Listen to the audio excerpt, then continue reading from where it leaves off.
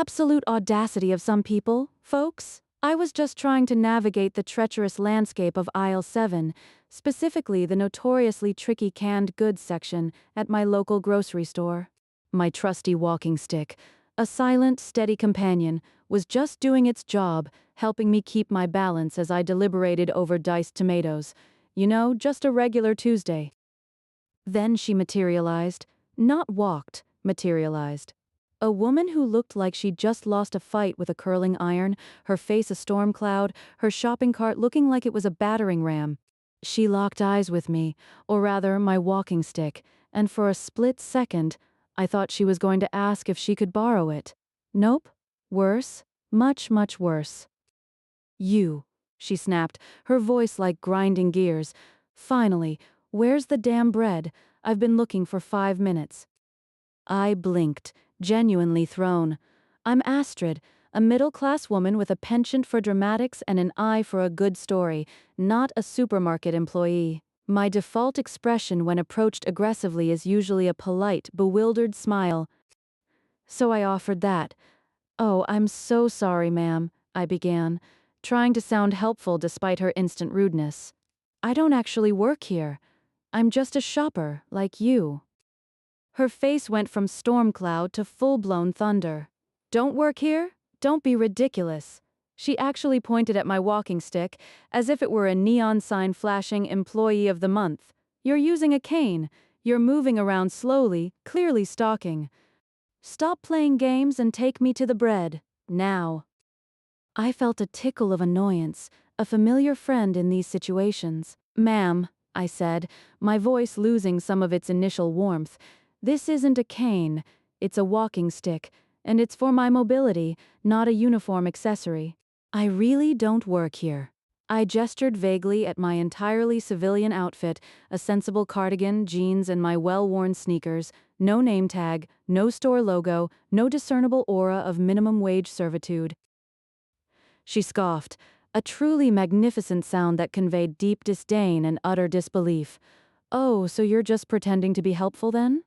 Using your prop to get attention while you wander around ignoring customers?" Her voice was rising, drawing a few curious glances from nearby shoppers. My shoulders tensed. This was escalating. "No, ma'am," I stated, my patience wearing thin. "I am just trying to buy my groceries. The bread, if you absolutely must know, is probably in aisle 10. Just past dairy." I pointed with my free hand, a quick, dismissive flick. Her eyes narrowed to slits. "You expect me to find it myself, after you've wasted my time with this little charade?" She stomped her foot, actually stomped it, like a petulant toddler. "No, you're going to take me there. It's your job." My mouth fell open slightly. Her delusion was truly astounding. My brain, usually so quick with a witty retort, was momentarily stunned. She genuinely believed I was some kind of highly specialized, cane-wielding bread locating service. "No, it's not," I said, my voice flat. "It's really not my job. And even if it were, your attitude would make me quit on the spot." I started to turn my cart, ready to make my escape into the sanctity of frozen foods. But she wasn't done. Oh no, she actually grabbed the handlebar of my cart, yanking it back. "You are not leaving until I get my bread. I demand to speak to your manager." What kind of incompetent staff does this store hire, walking around with sticks, refusing to help? Her voice was now a full-blown shriek, echoing through the relatively quiet aisle. Okay, that was it. My polite, bewildered smile was gone, replaced by a steely glint in my eye. This woman had crossed a line. My mobility aid was not a costume, and I was not her personal assistant. Just then, a harried-looking young man with a store manager name tag, attracted by the commotion, rounded the corner. He took one look at the enraged woman gripping my cart and my own expression, which I'm sure radiated pure, unadulterated exasperation. "Is everything all right here?" he asked, trying to sound calm, but his eyes darted between us nervously. The woman immediately released my cart, turning her fury on him. "No, everything is not all right. This woman," she practically spat, pointing at me, "is refusing to tell me where the bread is, even though she clearly works here." She's got her little stick, pretending she's too important to help a customer. The manager looked at me, then at my walking stick, then back at the woman. A slow, dawning comprehension spread across his face, followed by a barely concealed smirk. "Ma'am," he said, trying to keep a professional tone, "Astrid here doesn't work for us. She's a valued customer."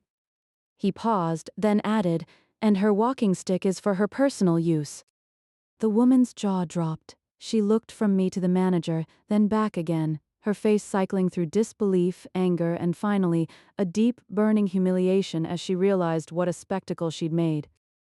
"Now, if you need help finding the bread," the manager continued, his voice crisp, "it's right over there, in aisle 10.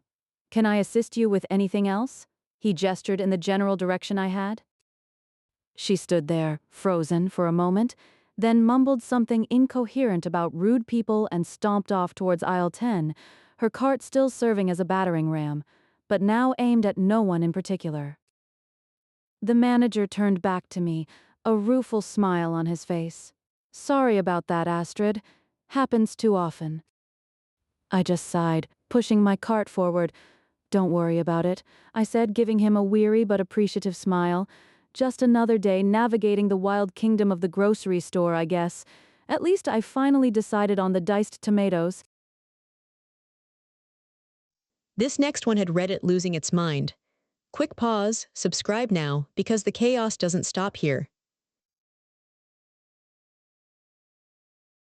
It all started with a simple "excuse me," but by the end, this woman was practically foaming at the mouth, shrieking at a poor Hot Topic manager, and demanding I be fired from a job I didn't even have. All because of a stupid blue lanyard. Yeah, you heard me. A lanyard. So, I'm Julian, just your average senior in high school, but with a twist, I'm doing a college program across the country. It's pretty cool, a real taste of independence. Part of the whole college vibe, they gave us these bright blue lanyards with the school name and a card holder. I thought it looked kinda legit, made me feel like I was really part of something. Plus, it was great for keeping my student ID handy. One Saturday, a few friends and I hit the local mall. You know, the usual, grab some food, maybe check out the movie theater, just hang out. My buddies know I've always been curious about Hot Topic. Never really had one near me growing up, so we decided to pop in. The store was a chaotic wonderland of band tees, funky accessories, and enough black clothing to absorb all the light in the universe.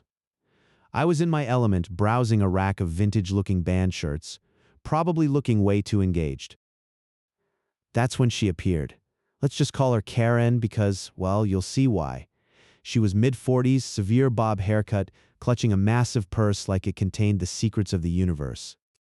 Her eyes, narrowed and scanning the store like a hawk, landed squarely on me. I was wearing my blue college lanyard, hanging proudly around my neck. She marched right up, cutting off my view of a particularly awesome Misfits tee. "Excuse me," she barked, her voice sharper than a freshly sharpened pencil. "Do you work here?" I blinked, genuinely confused. No, sorry," I said, pointing vaguely to the shirt in my hand. "Just shopping." I probably looked a little bewildered, honestly. Who just assumes that? Karen's face, already tight, went a shade of indignant red. "Don't lie to me," she snapped, jabbing a finger towards my chest, perilously close to my lanyard. "You're clearly an employee." That uniform. She gestured wildly at my entirely non-uniform outfit. A hoodie, jeans, and yes, the blue lanyard. "I need help finding something and you're just standing around gawking. Get me your manager, right now." My jaw kinda dropped. "Lady, I really don't work here. This is my college lanyard." I tried to explain, touching it. "I'm just a student." She wasn't having it. Her voice ratcheted up a notch, drawing a few curious glances from other shoppers. "Oh, so now you're refusing to help me and being disrespectful. This is utterly unacceptable. I demand to speak to your manager. You are absolutely useless." Just then, a genuine Hot Topic employee, a sweet girl named Sarah with bright pink streaks in her hair, emerged from the back room. She must have heard the commotion. "Is everything okay here, ma'am?" Sarah asked, her voice calm and professional. Karen whipped her head towards Sarah.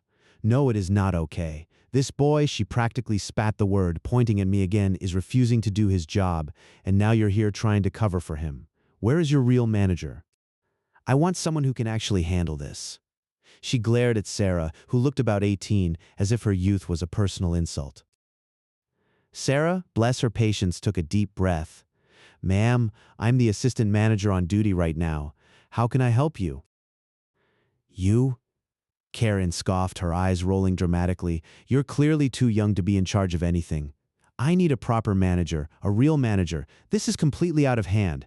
She was practically vibrating with fury now. At this point, I just wanted to disappear. My friends were trying to pretend they didn't know me, but I could see them stifling laughter behind a display of band patches. The absurdity of it all was almost funny if it wasn't so aggressively uncomfortable. The actual store manager, a tired-looking man named Mr. Johnson, finally made his way over, probably alerted by the sheer volume of Karen's indignation. He had that seen-it-all look in his eyes. Ma'am, I'm Mr. Johnson, the store manager. What seems to be the problem? Karen's face contorted into a triumphant snarl. Finally, the manager! These two, she gestured wildly between me and Sarah, are refusing to do their jobs, lying about being employees, and being utterly disrespectful. This boy even had the audacity to tell me he doesn't work here. She practically shrieked the last part, as if it were the gravest crime known to man. They both need to be fired immediately, impersonating staff refusing service. This is a disgrace. Mr. Johnson looked at me, then at Sarah, then back at Karen. Ma'am, Julian here is clearly not an employee. He's a customer, just like you, and Sarah is an assistant manager. There's no impersonation happening. Karen's face went from indignant red to a blotchy purple. This is preposterous. You're all in on it. You're protecting them. I've never been treated so appallingly in my life. I will report all of you to corporate. She grabbed the arm of her daughter, who had been standing beside her looking utterly mortified through the entire spectacle, and practically dragged her out of the store, still muttering threats under her breath. Once the door swung shut behind them, the silence in the store was deafening for a beat. Then everyone went back to pretending nothing happened. Sarah and Mr. Johnson just exchanged a weary glance. Mr. Johnson rubbed his temples. You okay, Julian? Sarah asked, a wry smile playing on her lips. I just shook my head, still a little stunned. Yeah, I guess. What just happened? Mr. Johnson chuckled weakly. Just another day at Hot Topic, kid. Some people are just determined to find a problem. I left the store feeling a mix of disbelief and mild trauma. Who knew a college lanyard of all things could trigger such an epic meltdown? It was a stark reminder that some people are so wrapped up in their own entitlement, they'll create a whole alternate reality to justify their anger. And I, Julian, the guy who just wanted a cool band shirt, accidentally became the unwilling star of her personal drama. Wild stuff. Anyway, that's my story. Hope it gave you a good chuckle, or at least a good eye roll. See you on the next one. You need to take care of your employees. The words hit me like a splash of cold water in a hot shower. One moment I was a helpful civilian reaching a jar of artisanal pickles for a sweet-looking grandma. The next I was apparently her manager. Or a manager. And I was completely baffled. Okay, let's rewind a sec. My name's Bryce, and I just landed a sweet promotion at my company. To celebrate, I decided to rock my brand new corporate polo shirt, a snazzy navy blue with a subtle embroidered logo on the chest, to a meeting. Afterwards, I swung by Walmart, still in my professional attire, to grab some essentials. Just a quick in and out, I figured. That's when I heard it, a soft, slightly reedy voice from down the aisle. Oh dear. Excuse me, young man. Could you possibly reach that for me? It was a kindly older lady, probably in her late 70s, pointing a frail finger at a top shelf. Being the genuinely helpful guy I like to think I am, I smiled, walked over, and easily snagged the item she needed. Here you go, ma'am. She beamed, a genuine, crinkly smile. Oh, thank you, you're a lifesaver. Then her expression shifted. She leaned in, tapped my arm firmly, not playfully, but with an odd sense of purpose, and dropped that bombshell. But you know, she added, her voice dropping to a conspiratorial whisper, you really need to take better care of your employees. My brain did a hard reboot. Excuse me? I said, trying to be polite, but already feeling a flicker of that all-too-familiar Reddit story premonition. Ma'am, I actually don't work here. I'm just wearing my company shirt from my job. I even gestured vaguely to the logo, as if that would magically clarify things. She just stared at me blankly, then huffed. Nonsense. Follow me. And with that, she turned and started shuffling purposefully down the aisle, expecting me to fall in line. And, being the idiot I sometimes am when curiosity gets the better of me, I actually did. I followed her through several aisles, feeling utterly absurd. What am I doing? I kept thinking, this is Walmart, not a scavenger hunt. I finally broke off, figuring she'd forgotten about me, and started heading towards the checkout. But no. A few minutes later, as I was debating the merits of organic versus regular bananas, she was there again, having seemingly materialized out of a display of seasonal decorations. There you are, she announced, her voice a little sharper this time. She grabbed my arm, her grip surprisingly strong. I told you, you need to take care of your employees. They can't find my online order. It's ridiculous. My jaw nearly hit the produce display.